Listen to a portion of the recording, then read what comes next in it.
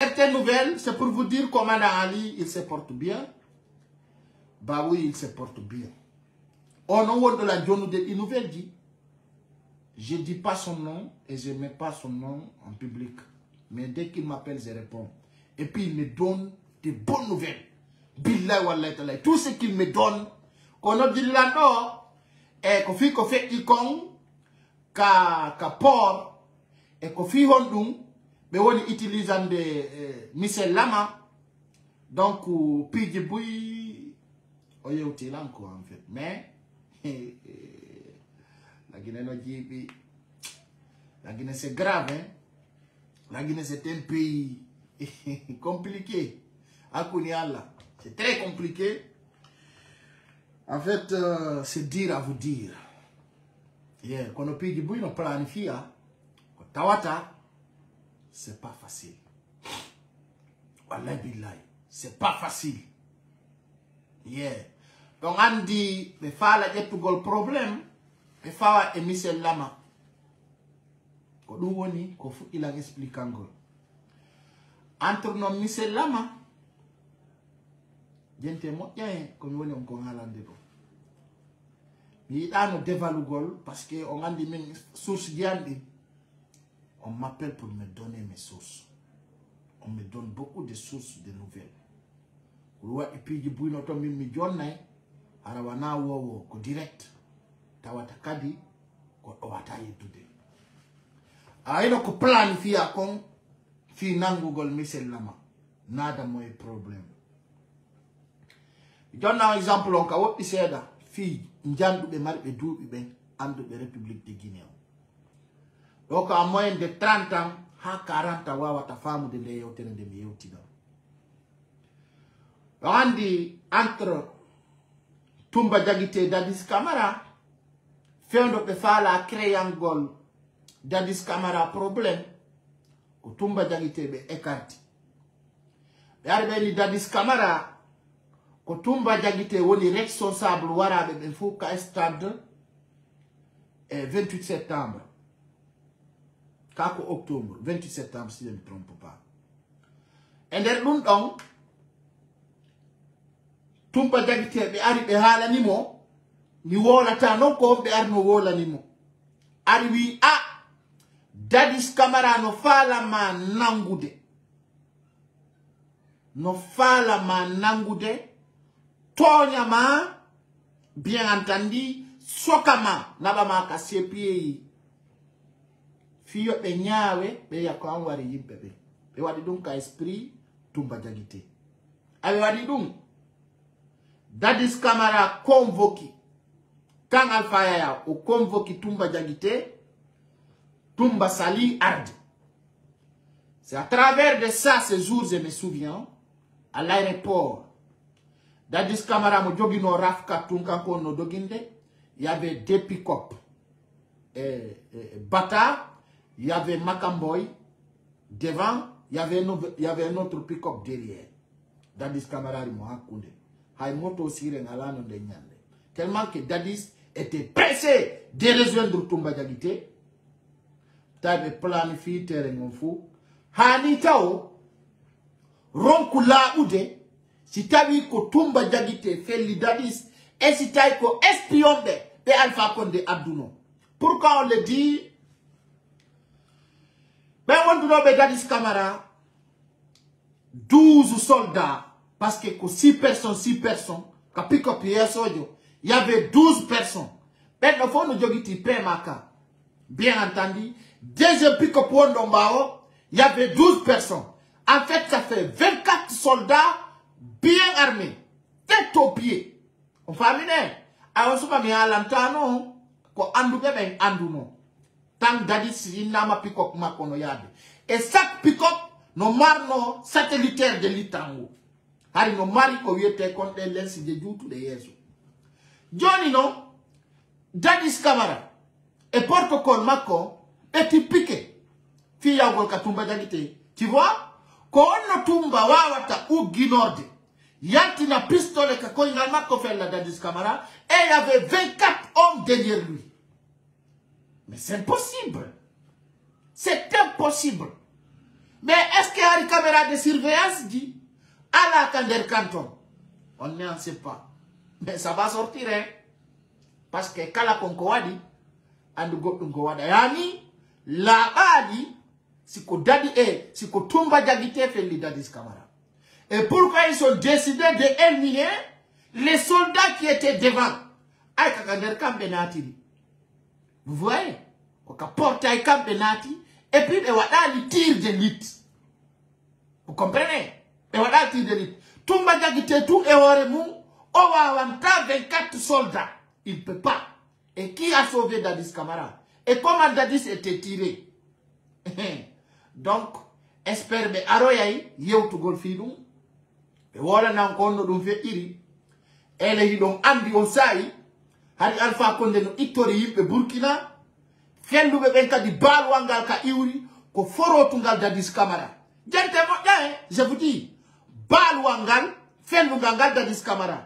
Madouande, je vais me dire, nous sommes en ligne. Et nous sommes en face, nous sommes soldats.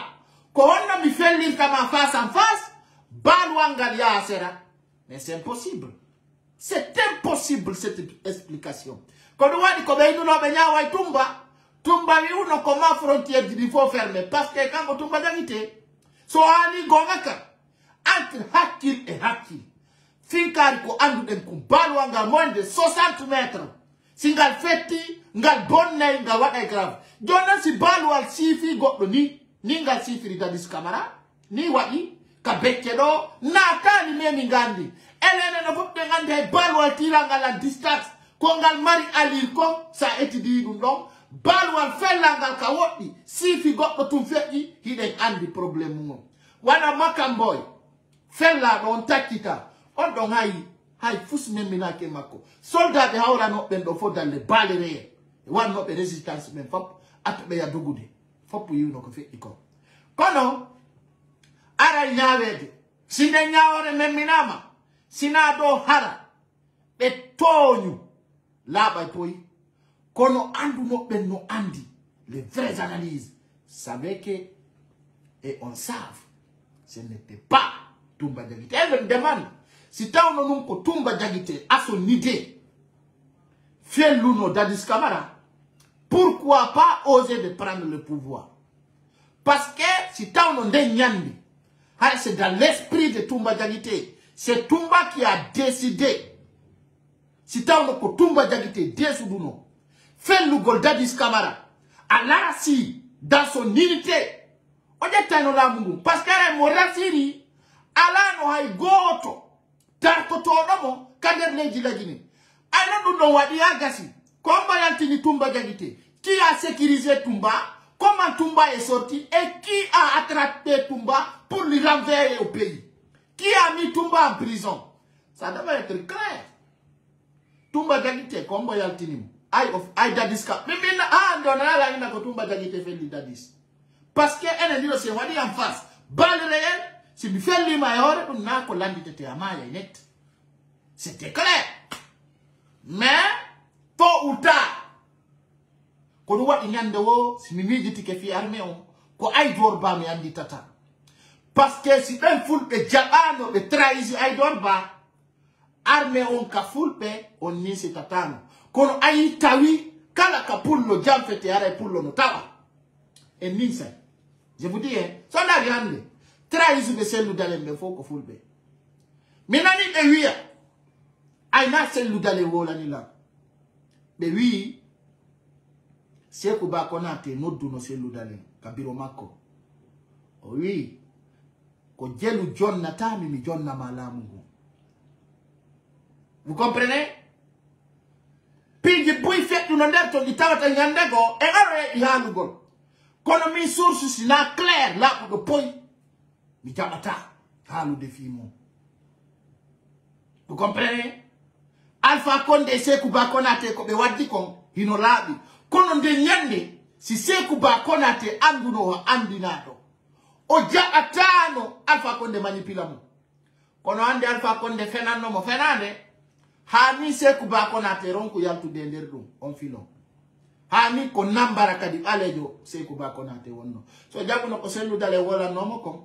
o wana ine jang e lagine hara wala problème awa entre Michel Lama e Doumbouya sina mi fayu aro ya ka Dadis Camara e tumba jagite donc ko dum mi wi troisième plan on no arde fi hondum be ettiri Michel Lama ben yo yawo explica ka espace FM ko honno o darniri Alpha Condé fi hondum pourquoi Michel Lama yahi haliri dum donc andi problème ko hebo il fait Alpha Condé o be ko Michel Lama il peut pas s'en sortir hande ka Alpha c'est-à-dire warabe don be fo si be wi kombo waribe hi ndare mo dai Doumbouya se victimise quoi il fait comme il sait pas so, mais imaginez c'est des malhonnêtes qui se défendent hein?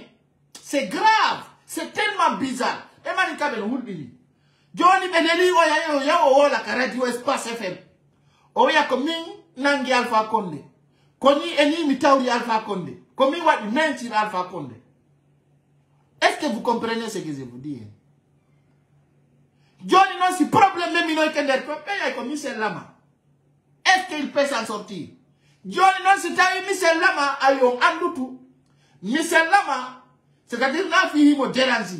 Mais Michel Lama n'est pas dans l'esprit de CNRD. On l'utilise. On doit dire, mais oui, là, est-ce que waratam? Mais là, Michel Lama nana de yoteredo, sondari Michel Lama est dans tous ses plans formation militaire au niveau international. Quand comme Michel Lama, abem holland, ndarondo, oyi, vous voyez, quand on y pige du gono ton der tomboui. Mais oui, il est temps que c'est nous d'aller de Talamu.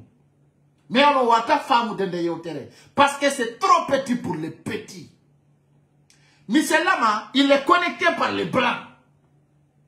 Porto un camp de Kalako et Wadi. Hay no wudi sabu. Mais non arde.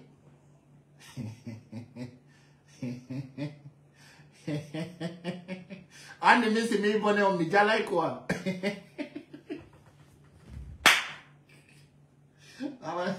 Awa de Doumbouya ro kirdami. Hey, Jawa.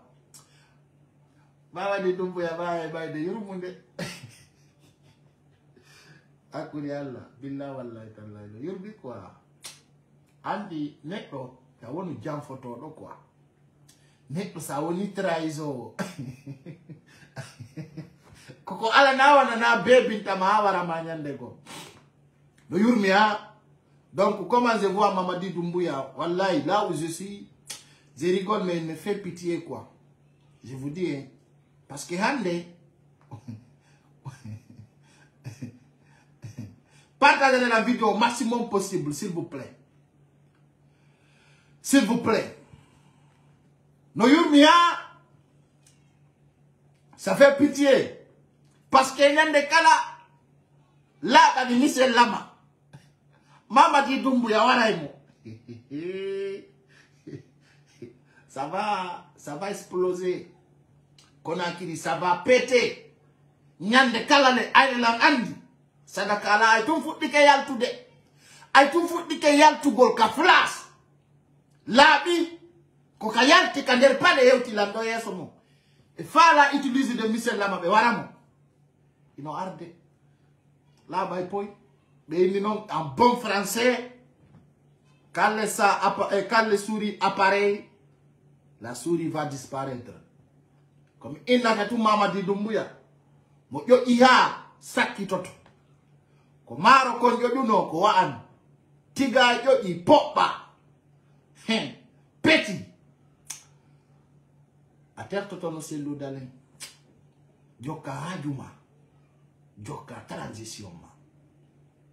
Kono bewi atti do madana de watoto mafinude si Allah ci godda dartike on anin si tay kanin se nafata Mamadi Doumbouya tu vas continuer à regretter et tu vas regretter pour toujours ande mondarito incapacité ma si tawi ande ko siga grand P wawata waddu gol projet ko dum litaw il est incapable hande kala ka Mamadi Doumbouya yari l'incapacité ça présente direct. Aya Mamadi Doumbouya Tunganda ino incapacité Macron. Il ne sait même pas quoi faire. Il ne sait même pas qui recevoir et comment faire. L'incapacité est flagrante. Allah billahi ta'ala. L'incapacité est flagrante. Au gars, il n'attaque quoi? Et aujourd'hui, coûte à coûte, ils vont lui taper. Alors, Michel Lama me créer des problèmes. C'est bizarre. C'est bizarre. Hande ko fiyon dum be neli be Michel Lama yaw ka télé. Via Kanyum. Voilà. Koni Alpha Condé Nangira. Pendant une année, est-ce que Michel Lama comme membre de CNRD? Bah oui. Michel Lama était espion de Mamadi Doumbouya au palais Mohamed V. Pourtant, il y a des images. Katawata Alpha Condé honorie Michel Lama. Et je vous rappelle, quant à moi, quant à la science, si tu as vu non, Michel Lama ko dargiro no Alpha Condé, ko fi peuple on woni wonana Alpha Condé. Awala ba joni kadi, Mamadi Doumbouya kadi sera arrêté. Ay bi hala ni on ko arrêté kon Alpha Condé a tata Mamadi Doumbouya. Si tu es dans les bonnes causes, taille ko wi kon kanko Michel Lama ko o darniri Alpha Condé ay labani o hande Mamadi Doumbouya o nodda do jonna lamu na kanko wadi coup d'état et il n'y avait pas un coup d'état mais l'état est le meilleur. C'est ça seulement que je vais vous dire. Et oui, tay hawdu piji din no arde mi do andi tunno. Ha, sila bani Michel Lama Mamadi Doumbouya waraimo. Adaba Arako ben natako fe fa fe. Ben natako andanta ko de gonga kono Mamadi Doumbouya be wulini do. Be o libani do chuude hore fenande. Be o toni do. Be holli do njaggu e hore birdi. Mon frère, Mamadi Doumbouya, je vous rappelle cela. Hein? Mamadi Doumbouya ne va pas avoir une bonne finition. C'est clair et net. Mamadi Doumbouya, dans son histoire, Hando Wadali Golle monte la Guinée.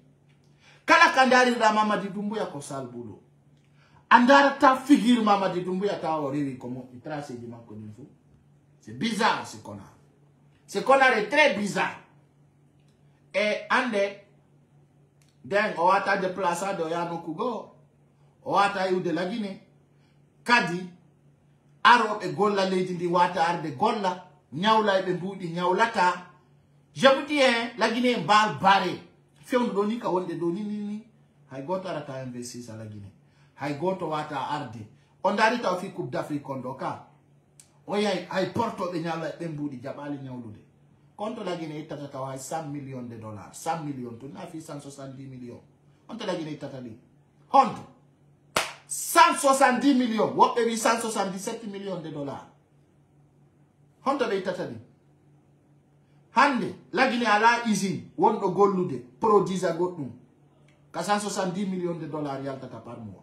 Wala par an. La Guinée a hande kawete comme budget. Nisi ka banque centrale au medi yebu dede. Vous comprenez? Hande kadi mbudi berko betaw no kon ka banque tong. Berko betaw no kon tong. Je vous dis, hein, Amara Kamara, hein. Ande ka yawdao banque du gobe wali ni 100 000 euros, nokugo 200 000, nokugo kono, il faut yaltinam. Vous comprenez? Paye nous non besanza mbudi kitidi. Di 10 000 di. Pe adda mbudi go. Hani besanza alika. Pe wadi adda mangeti mbudi komari konkande chudi mu nadi. Tai marsata. Tai c'est impossible. Vous comprenez? Donc c'est pour vous dire, c'est bizarre, c'est qu'on a. Ils sont tellement volés de l'argent, tellement volé. Mais ça va venir aussi. Donc vous citez un belanda de Osaïlo. Vous allez partager dans vos vidéos comme et quand la horde mon partage la veltani, quand la kadimomi invexilo, d'ailleurs terroir avec office NRD. Et alors on a fima donc la veltanion, nyande nyande dare l'emparchement. Tous les jours, je vous embarrasse et je vous love. On est ensemble, on reste toujours ensemble. Donc on se retrouve demain soir aussi à partir de 20h. On a dit que on doit les référer. Donc bye bye. ande kadi nouvelle di kesi aro yaido Django, langandi si Allah jabi. Je vous embarrasse. Au revoir.